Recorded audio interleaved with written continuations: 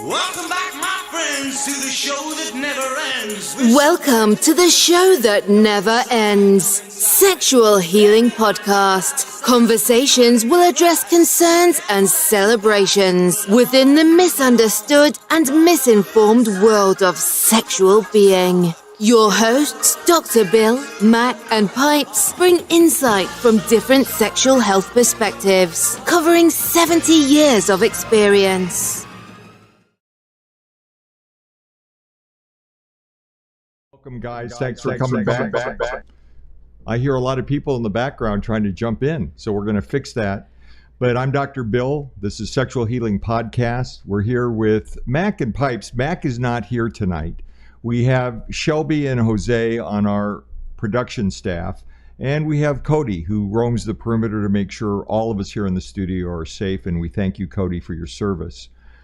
Mac is not here. He's recovering from one of those fancy enhancement operations, and he'll be back next week, but he wishes us all the best and I'm sure is listening right now from his hospital bed in Tijuana. He's going to love that. You think so?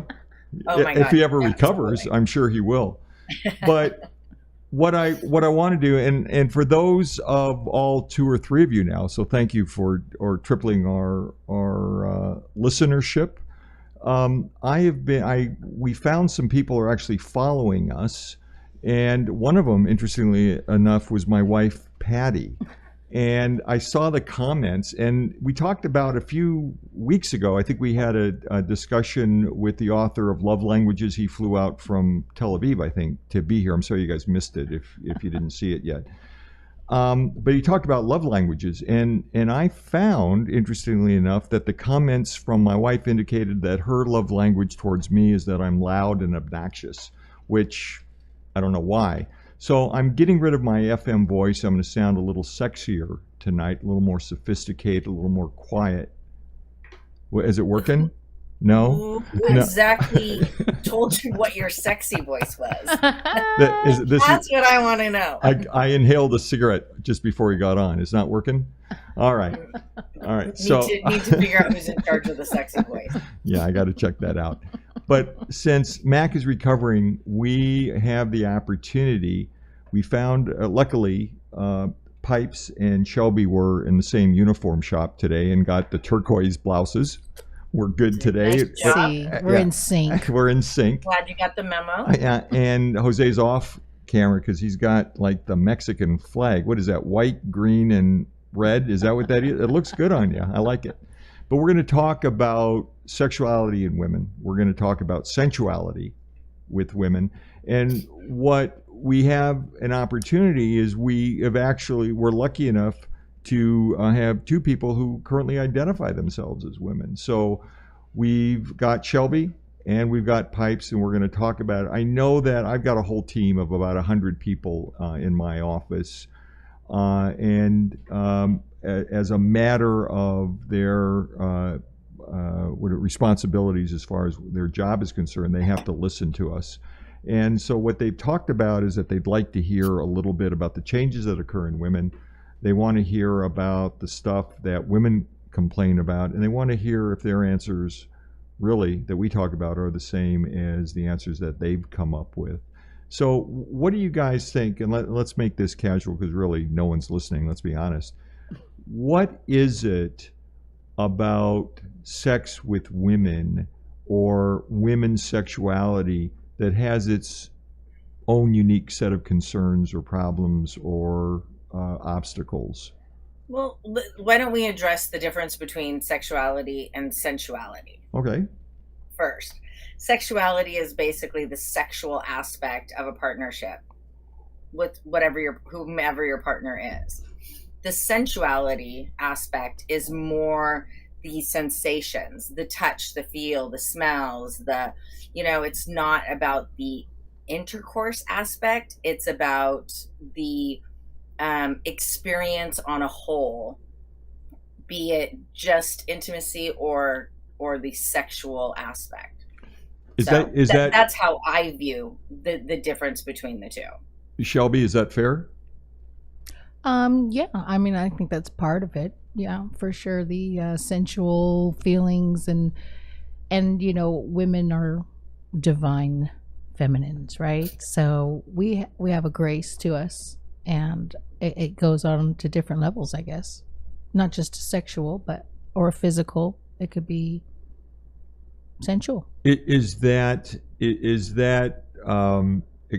expansion of sexuality to all the senses and to be able to feel and experience, is that unique to women over men? Oh, I think so. I mean, I think you're going to find that more in women than a man, in I my would agree. opinion. You'd find it more in the female gender, but I don't think it's exclusive. I think that there are plenty of men who are very sensual as well, which makes them great partners Yeah. because they understand all of the things that they can bring to the table to make a sexual experience, more sensual, which is probably going to trigger more women. It's going to be a better experience for them than just a wham bam thank you ma'am kind of a situation that men are okay with. Right. Is that why I was never asked back for casting in 50 Shades of Grey? I just didn't cut it at that point. Is that? I'm actually taking notes, eh?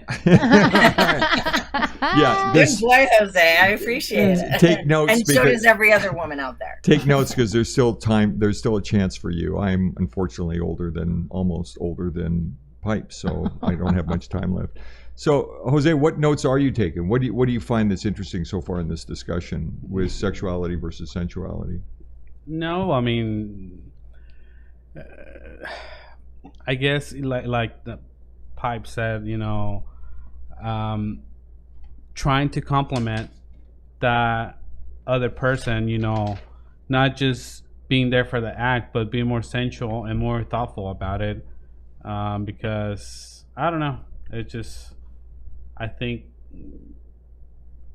we complement each other, I guess. There you go.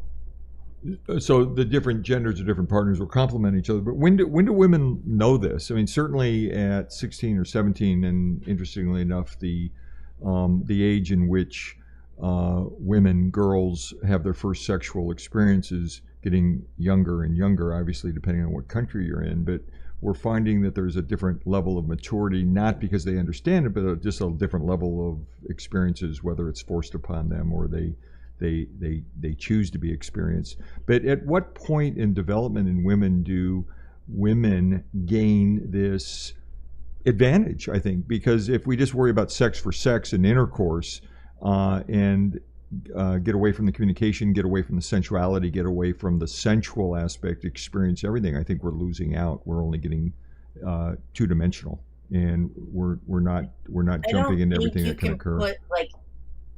I apologize. I don't think you can put an age on it.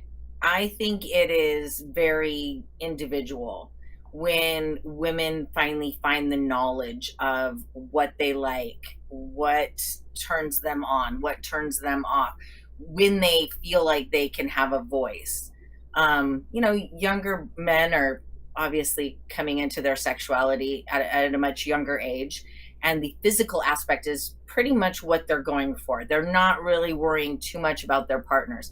I think it's a little bit more single focused when young men, finally start having relationships, physical relationships with young girls. And I think those young girls don't understand their bodies so much at that point. I mean, you could be 16 and be very intuitive and into what you like. You could be 18, you could be 25 before you have a partner that either helps you or you've had conversations. Somebody has explained what is okay. There's so many taboo things, and I'm probably thinking a little bit more back when I was younger. Things were way more taboo than they are today. Oh yeah. Girls talk, have sex much earlier. They talk about sexual things. Masturbation is not a taboo subject. I think parents are better about talking to their kids and educating them on things, just as, in every aspect, precautionary, the physical aspect, things to look for within your partners. Those are conversations that I did not have with my mom. So is it fair to say, guys, that you are seeing girls, women, females at whatever age that are more comfortable in talking about the negative aspect, the fear, the pain, fear of pregnancy, concerns of venereal disease, vaginal dryness. I'm not orgasming. I'm not coming. I'm not seeing the same kind of response that my friends tell me about, or I see in movies, or I hear about in magazines. Are people, more women, more prone and more comfortable in talking about that? Oh, I think so. I mean, women talking about having, toys to play with, things like that, the things that they're bringing into the bedroom or what they're doing alone. I never talked about any of that kind of stuff with my friends back in the day. And now that's just like dinner conversation. And does that translate into the comfort level in exploring sensuality? Is this why we're doing it? Because as a clinician, I see men and women who are in mature relationships and with excellent communication, and both are doing quite well from a sexual function point of view, but they also have an aspect about their sexual life that includes unpartnered sex. It includes toys. It includes masturbation. It includes sexual thoughts that go beyond things that they remember when they were younger. I hear about this all the time, and it's okay, right, to have a self-stimulation aspect, a unpartnered sexual aspect to what their sexual time is, what their sexual presentation is. It doesn't mean that they have a bad relationship.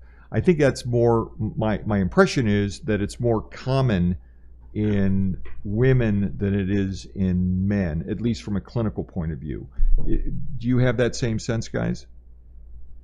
Well, thinking back to when I was offering products to women and men, I saw a lot of ladies. I taught them a lot of therapeutic treatments that they can use for vaginal dryness, things like that. And is that what you were doing in that back room? I know that you had sublet some office space, Department of Sexual Health, but you're actually being therapeutic. Yeah, All I right. mean, it is. It's Okay. And when they would sit down, it was like, oh my gosh! At first, you can tell the body language. They were very embarrassed. They were nervous. But once we got talking about it, and they became more familiar and more, they can relate to things. It made a huge difference, and it gave them a sense of comfort that they had a place that they can go to and actually talk this out. Jose, is this news to you? I mean, you're married, you got a couple kids, you're relatively young. Is it news to you that there was not a subculture, but there were avenues for women of all ages and men of all ages to get into a legitimate medical practice, absolutely legitimate medical practice, but use these different kinds of methods, approaches, and treatments to improve or expand on sexual function, expand on sensuality? Is that whole concept different than what you anticipated? It is kind of new to me, the fact of couples actually getting or seeking therapy or finding out about this. I didn't know about it until I heard you guys talking about it, to be honest. And I heard that a lot too. They were very appreciative, and I was the go-to girl. They would, different devices did different things for different reasons. Right, you're talking about the Christmas parties, or you're talking about during Monday through Friday clinic operations? All right. So that's the whole concept of us men and women being comfortable with expanding, I keep using the term sexual menu, and looking beyond the aspects of intercourse, looking beyond the aspects of penetration and orgasm. That's only a small part of it. And I'm just fascinated by a time when I started out where there were no real programs in female sexual function. there weren't a lot of people talking about it. Certainly not a lot of people addressing it from a legitimate medical point of view. And I just showed up. I just showed up to meetings. I was certainly not on the forefront of this. But when I first started out in the late 80s, I guess, and early 90s, with female sexual dysfunction departments developing at the academic level, and Wow. real legitimate research being done. And there were the McKinsey things of, 3, 4, 5 decades ago, but those were one-offs. Yeah. And whether those are legitimate findings or not, or whether they hold true right now, it still started out years ago, but it wasn't really until the 80s and 90s where big departments, university-level departments, were involved in this. And our viewers know that my background is psych, my background is aberrant behavior, and I love mental health issue aspects and psychology. And yes, you too, you have a psych degree. But I thought that I was prepared. I don't have to mention it on every show, though. Wait, it's been 5 minutes. You said it was okay. Did I tell you that I was sponsored by the company that gave me a psych degree? Oh, really? Oh, yeah, we're sponsored big time. Huge, huge. Anyway, so enough about me. I was talking to a group of my buddies who are also psychologists. And so because of my background, I thought that this whole idea with female sexual dysfunction and looking at the entire expanse and all the aspects of sexual health, I'd be a shoo-in. It would be very easy. But I just remember going to these meetings, and my first meeting started at 7. My first conference started at 7, and I was in a 3-day marathon meeting in Boston. And it went from 7 to 8 to 9 o'clock every night. And I was just totally exhausted.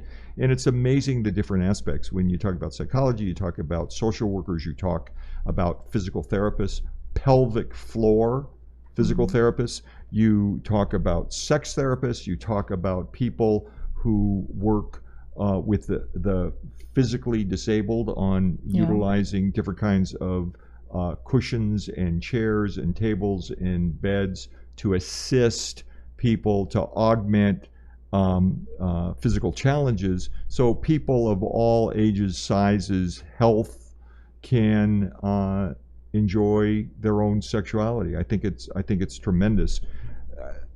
I'm still fascinated by the fact that women appear to be more sexually fluid than men, and when we're living in a society now where people talk about pronouns and transgender medical changes and surgical changes, that people are very comfortable in talking about their own sexuality, whether it's same sex or undeclared, or it's overshadowing heterosexual couples and relationships. But there's a whole variety of stuff out there that people at some point feel comfortable in talking about, but we're still not there yet. We're still not understanding the whole fluid nature of sexuality for women.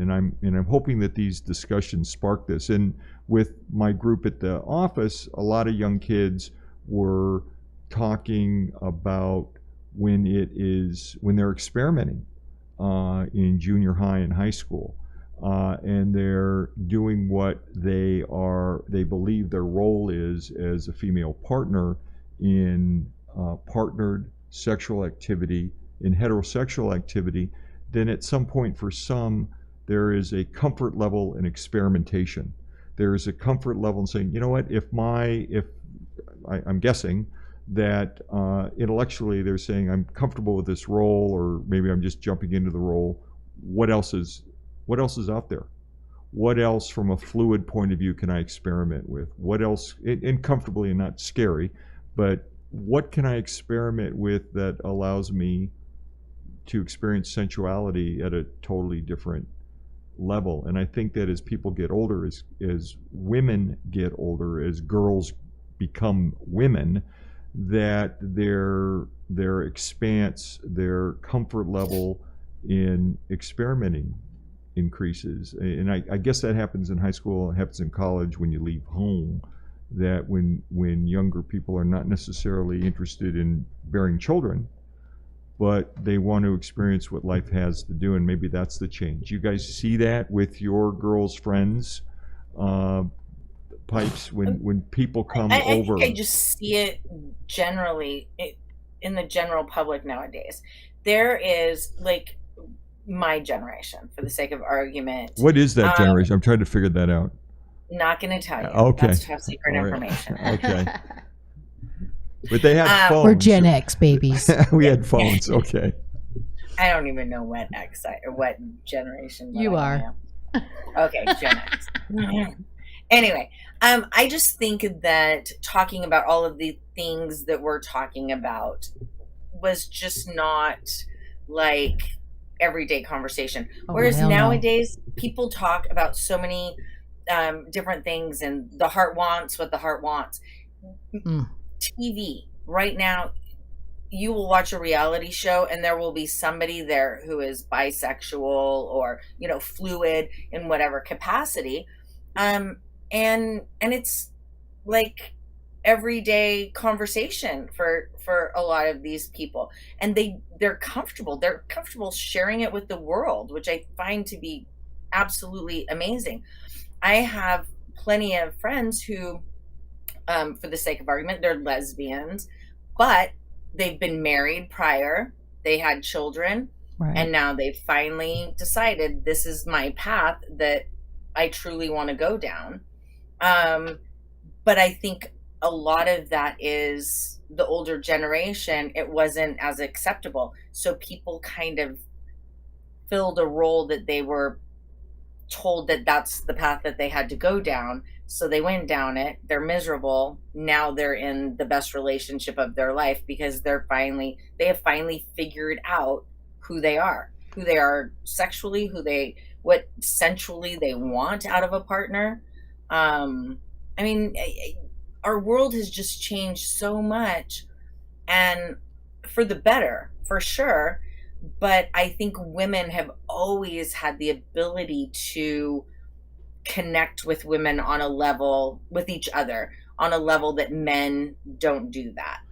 You've got the masculine aspect versus the feminine aspect, and I think women are just so much more in touch with, you know, what they want, how they feel, their ability to communicate with their female friends, significant others, whomever it is, you know, a little bit better. Again, you know, women supposedly speak the same language, not all, but, you know, probably the big majority, we at least can relate on some level of whatever. Yeah. But I think the sensuality part of it is really what makes women more fluid sexually, because the comfort level is there, plus the knowledge, plus the ability to communicate, plus, you know, the ability to understand what somebody else might need. And in all actuality, men, for the most part, aren't really all that receptive, as long as they're kind of getting their physical needs met. And we go back to the love languages. A lot of the things that women need aren't being addressed, but men are okay because their physical need is being addressed. Well, is it so much that I think what I'm hearing is that at one point, from a generational point of view, that same-sex encounters may be more accepted, or is it that women really are self-actualized and realize that circumstances based on their age and economics might be that, you know, they're in school and they have an opportunity to expand their horizons, experiment, and so they may be involved with following their sensual desires, their pleasures, and end up with multiple relationships crossing over different genders, same-sex, opposite-sex relationships. And as they get older and they find that they want to be more maternal and want to have children, obviously they will look at a partner that's going to give them an opportunity, and not just a surrogate, but someone who still feels that it's important to have two people raising children, two people of opposite sex, not same-sex parents. And I'm not making a judgment. I'm just saying that for some people, using opposite sex partners may have an advantage over raising children with a different perspective. All right. That's all I'm saying is, so at a certain point when they want to have a partner, they do that. When the kids are out of the house, they're in college, they've developed their own game plan, and now whatever brought two people together is not so much there anymore. And then your friends, your circle, who may have had their children, now decide, I want to revisit the sensual aspect of my life, and it may be in communication, and it may be in communication not just with a male, but with a same-sex partner. And really, what we're saying is we're talking about women with women because it appears, I think, to be more accepted for whatever reason. And certainly, I don't see a lot of data on same-sex male partners and these changes that occur as they develop socially, when they mature, when they get their own job, when they're in college, when they're out of the house, or when they retire. I'm not sure if that same algorithm persists for men as it does with women. Are these fair comments?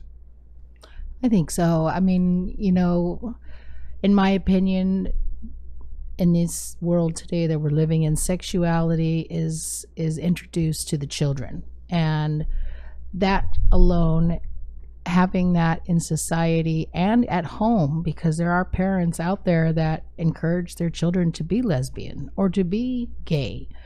Those influences, those external influences, I think is what's really changing society.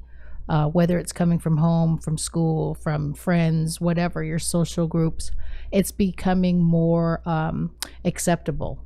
And which, hey, you do you. I personally would rather have, like what Trish or what Pipes had said, you have a family, you're an older woman, you're matured, you've done the family thing, you raised your kids, and now you want to enjoy your life. And if that's with a woman, hey, cool. I think it's great. But when it's constantly being shoved down our youth, and everything's about sexuality, then yeah, it's not going to be taboo anymore. It's going to be an open conversation, and it could be an open conversation with a teenager, with an adult. It's just, to me, that's where I see the big change with sexuality in women, and why they probably are focused more on the women than they are on the men. It's more acceptable. You're touching upon something that we have skated by over several different episodes of our Sexual Healing podcast. But we know that we're talking about women, girls in their teenage years that may choose to be sexual for a whole bunch of different reasons. But what you're touching upon are 4-year-olds, 5-year-olds, 6-year-olds, because of something that I don't understand as a scientist, as a psychologist, and as someone who deals with sexual health issues, that the mind of a 4-year-old or 5-year-old is just not developed enough to allow or support permanent changes, either hormonally, medically, and certainly surgically. Mm-hmm. So that may be there. But we also have a ton of data that says our minds, except for mine, because I'm still not there yet, but our minds are not fully mature or able to understand all these differences until we're 24, 25, or even 26 is one of the last articles I read. So that's something that I find it interesting, and I'm not frightened or scared by this conversation. This aspect of it, I'm confused. I'm very confused. I think I'm certainly more comfortable in an environment when we're talking about teenagers, young adults, and certainly seniors who choose to be sexual or choose not to be sexual, that find that women have their own challenges based on health, life circumstances. I would love to be able to be conversant with what you touched upon. I don't get it. I certainly do, and I certainly don't. And I don't know if you guys can help me out with that conversation at all. But that's something interesting, and that's something that hopefully in the future we can get someone who's a sex therapist and buys into this. And it, from a and I'm not being negative. I don't even know where to go with it. Yeah. Well, I mean, I'm talking like personal experience. When I was in high school, we were just looking for a boyfriend. Whatever it took to get one, and that's how I grew up, and a lot of my friends, went through the same thing. But I do believe that when we talk about sexuality, it's definitely a mature conversation when you reach that point in your life. Well, there's actually some thoughts, and I know that we've looked at some of these articles on what should sex education include in 2022. And I know there are people that believe that sex education for the 4th and 5th grader should include same-sex partners. I'm not a big fan of that concept. I think that historically, 20 years ago, it was don't do this so your penis or vagina doesn't fall off. Don't do this because you'll be labeled loose and you'll lose all the opportunity to go to school and get a decent job. We're way beyond that. Now, really, unfortunately, we have trade schools to learn how to lay pipe, right? We should be able to have trade schools or some form of education on how to get laid. I just thought of that. Does that work? Does that make sense? It sounds like I worked on it all night. Isn't that the same thing? Yeah. Thank you. I think there's, courses online. Yeah. Khan Academy on how to get laid. It's upper level.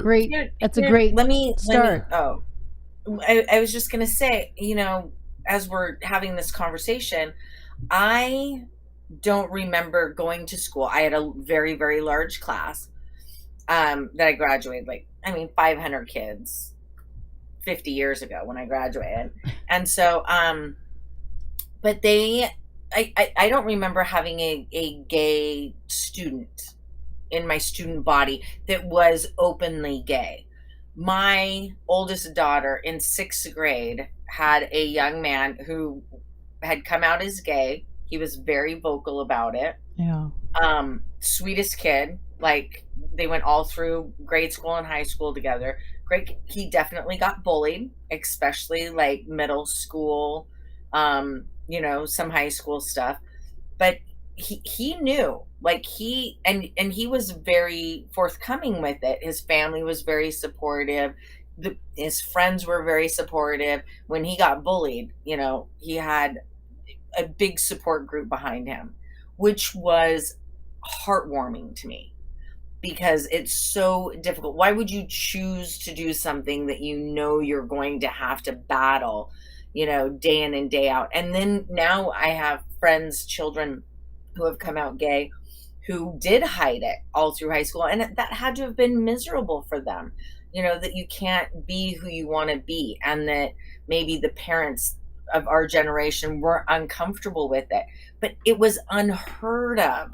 Yeah. In my day for anybody to come out while they were in high school, unheard of. It's absolutely correct. And I think that parents often get bad press. It's not that we don't support our kids. I don't know. My son is straight, I believe, and his girlfriend thinks he is. And I mean, he's the world to us. And how would I feel if he were gay? Now, I don't have a problem with him being gay. I don't have an issue with that, except for the fact that I know that life is very, very hard. But it's getting easier every day, Bill. That is the thing. It's getting easier because it's becoming more accepted. It's becoming more mainstream. You're allowed to be a little bit more fluid with your sexuality, and somebody isn't going to jump on you. The problem is I don't walk around and say, "Oh, I'm hetero. Hi, I'm Pipes. I'm heterosexual." That's so funny. Where not that everybody walks around. I've actually had to do that. Yeah, we have. hey, I'm heterosexual. Yeah. Back off. When you're in the Tower District. No. But, well, but and that's the thing. I mean, Well, no, apparently women don't find me attractive because I don't have to do that. we can find someone, I'm sure. My Come hang out with me. The blind mute gal. she's very funny and a great dancer. Seriously, I mean it, and she cooks like crazy. No, the point is that life is tough enough if you're straight.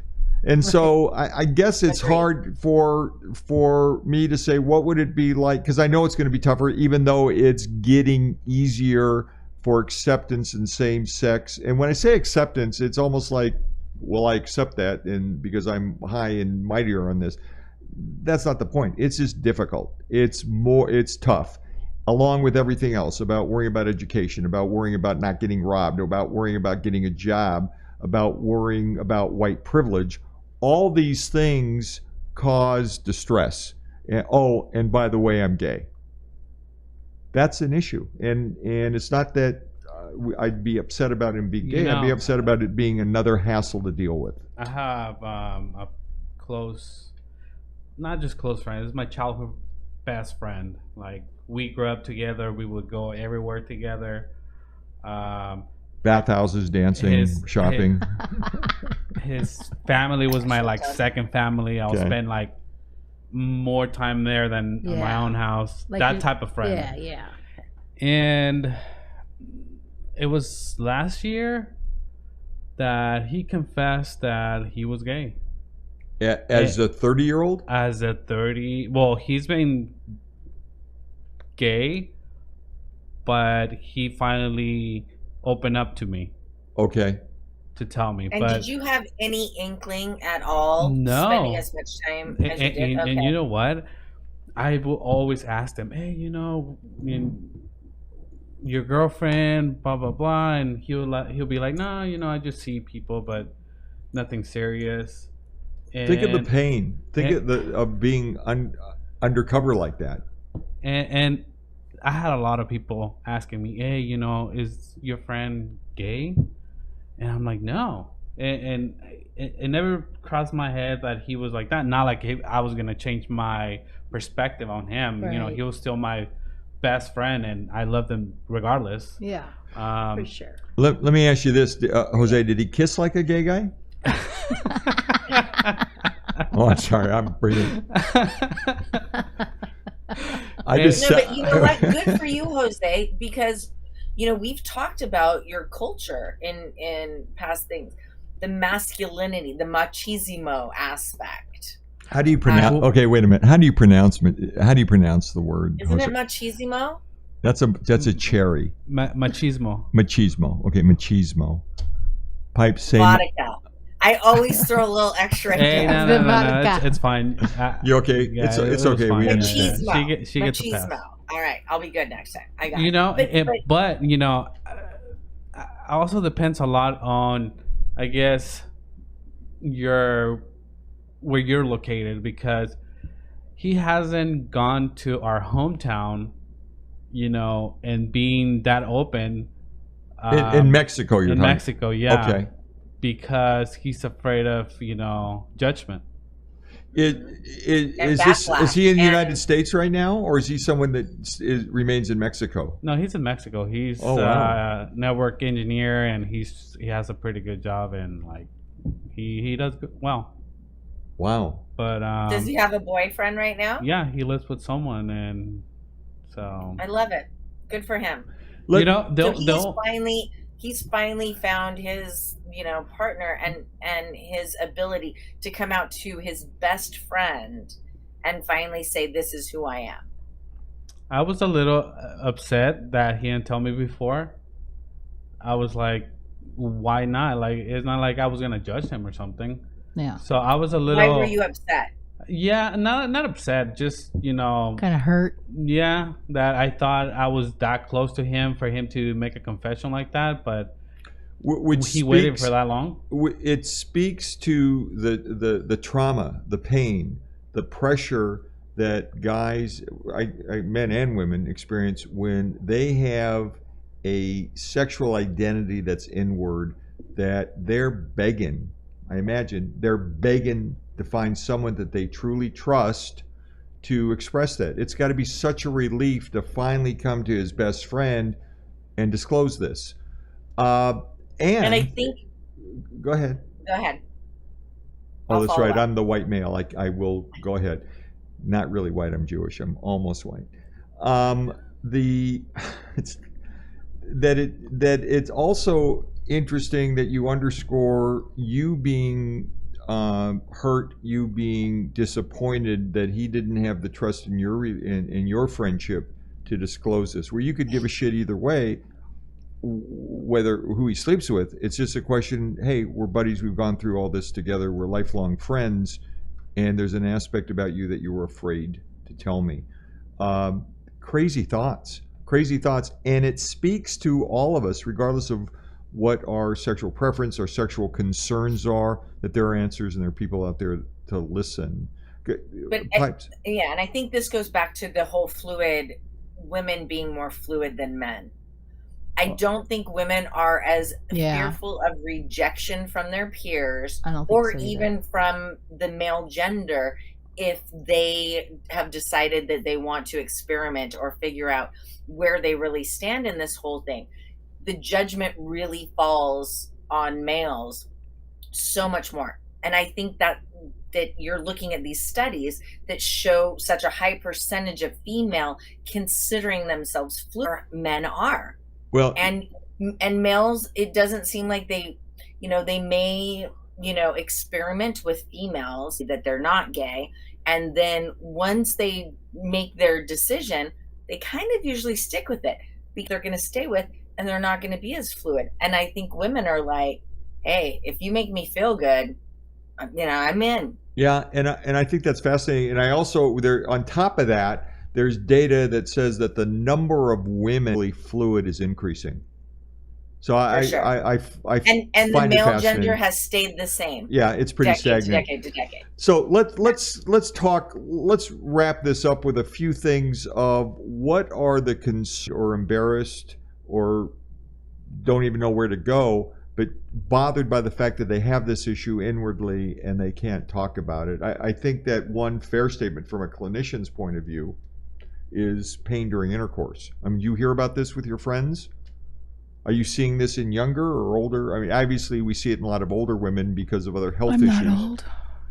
So I think conversations about lubrication are more prevalent than, now people are more comfortable talking about that. Kind of like we were talking about with the toys, the conversations about the toys. So having a conversation with a woman who may be 70 years old and has painful intercourse, she would never even have thought of using lube to help down that path. Yeah. Where a woman who's 50 and then a woman who's 30, that just might be the normal everyday that it's done. Maybe women in their 50s didn't have that issue, whatever. It wasn't as painful, and now they're going into their menopause stage of life. But that conversation's like women are having it because they're talking about toys, because they're talking about their interests, because pornography is so accessible, and things like that are discussed. So, and there's a variety of products. Yeah, I mean, there's so many things available that women who are 70, they have no concept. It goes back to men who have that might be 70 that have no idea that if they have erectile dysfunction, that there's things that they can do to try to figure out how to cure it for themselves. People are afraid to go to sex shops, but the reality is that everything we're talking about, including toys, you can get at Target or Walmart, Amazon, all this stuff. You can get sex toys at Target. Yeah, aisle 4. I'll show you. It's right by the popcorn machine. The one on the corner by my office. Come to visit, and we'll take you there again. But there's a no return policy. Remember that. You can't lay that crap on that you did in Washington. You can't have it for a month. Says hi. I don't like the color, ma'am. That's been opened. More than open, buddy. So yeah, I'll send you, but I'll drive by, but we're not getting out of the car this time. Oh my gosh. So and the other thing is it's not just older women or women who are sick or women on chemotherapy. It's young women who are on birth control pills, and birth control pills great, we're going to put you on birth control pills so you don't have an unwanted baby, or it's for my acne, whatever the reason is. But birth control pills change the hormonal environment in women, and young girls who are on birth control pills can actually have vaginal tissue that looks like she's postmenopausal. Wow. Because there's some hormonal issues. Why is it that a 22-year-old mature, self-actualized female who has made a choice to be comfortable with sex doesn't experience orgasm? Well, what's going on? It's not their fault. They're not alone in this, and they find other people that they need to talk to and realize, wow, everyone has this shit going on. So that's the important aspect of this discussion. I think that that's very important, but I think that's a whole nother segment. Yeah. All right. Well, let me ask you this. Discussing orgasms, the interaction between partners, what people need, because there's different forms of orgasm, like how people can orgasm, be it digitally, orally, intercourse. So I mean that's a great topic of conversation that we're cerebrally. Not going to. There are more women than men Sure. who can actually in their own mind fantasize about activity and experience orgasm. It's wet dreams. That's what wet dreams are made of, my friend. I just learned something new, and that's a song that I never got sung to when I was a kid. Let me ask you and that. Here's the thing. If I could control mine, I'd take a nap every day. Wake up, Pipes. It's time to record. I'm busy.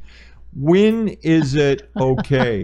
When is it okay, and why does it occur that women, not that they're not wanting to be romantic, when is it that they just don't want to have sex anymore? Because of lack of intimacy with their partner. You seem very dogmatic about that. Seriously. I will be. Yeah. I will be. Well, because I think The same old. I'm just kidding. And well, this goes back to men with erectile dysfunction who can no longer have a erection, then don't initiate any intimacy with their partner. The partner wants the intimacy. They don't necessarily want the intercourse, but there's the miscommunication between males and females. So females may get to a point where the intimacy aspect is so much more important. Their senses need to be aspect of it, where men don't necessarily, and maybe I'm speaking out of term, I'm not a man, but I do know a lot of them. How do you identify them? How can you sense when someone's in the area, when there's a man in the area? Sometimes I can tell when there's Jews around. Usually my idiot radar goes off, and so then I'm pretty sure there's one near. All right. I mean, I think the thing is that women, the sexual part of things, or their lack of wanting that, is because the lack of intimacy. All right. Women are much more sensual beings than men are. I mean, it's a given fact. But that's not to say that there are not amazing men that are out there that are very in touch with all as well. I know Patty called me this morning. Did I tell you I was a psychologist? I have a psych degree. Did I tell you that? I don't know if I mentioned that. Was that edited out? Go ahead. It will be. You get one a night. All right. So actually that's 3 already. Yeah. But I think that's why women lose the sexual aspect of it. But trying to get men to understand that they don't necessarily have to fulfill that. And I think men get to an age too where just, the touch and the comfort and the, intimate interactions with your partner are enough. You don't necessarily have to have intercourse to continue to have a very good, loving, intimate, sensual relationship with your partner. I agree with that. What an insightful evening. I can tell you, Mac, when you are listening, when the drugs wear off, and the only thing I can think of is that you're not here. And so we want you to have a very long recovery, because I think, though we love you and we want you back, I think we could probably do a couple more sessions and have a great time. So talk. We're gonna check out here in a second. But Shelby, tell our female listening audience where you can get a hold of us on TikTok and Fishmouth and Facebook and all this other stuff, the social media that we're on. TikTok. You want to search at Sexual Healing Podcast. Everything Sexual Healing Podcast and podcast except Facebook. If you want to search us on Facebook, I just learned this. It's actually Dr. Bill, Mac, and Pipes. Facebook wouldn't let us put the word sex in there. Okay, let me ask you a question. Since That's our Facebook page. really, that sucks. But let me ask you this: if you're searching for it, yeah. Can I mention just the Tip America as well, because Dr. Bill is on that, Sure. and he's on fire. He's on fire. He's absolutely on fire. So we hope that not only do you hit us with Sexual Healing Podcasts, you see us on just the Tip America, both on Spotify, both on TikTok, both on Faceplant or whatever it is. Jose, take us out. Thank you very much, guys. Cody, thank you for keeping us safe. Great night. We look forward to seeing you guys. Thank you for joining the show that never ends. We will pause with our part. However, you can reach us at sexualhealingpodcast.org. We are here to make your sexual health be everything you want it to be. We'll visit with you next week for another episode of Sexual Healing Podcast. Stay sexy out there.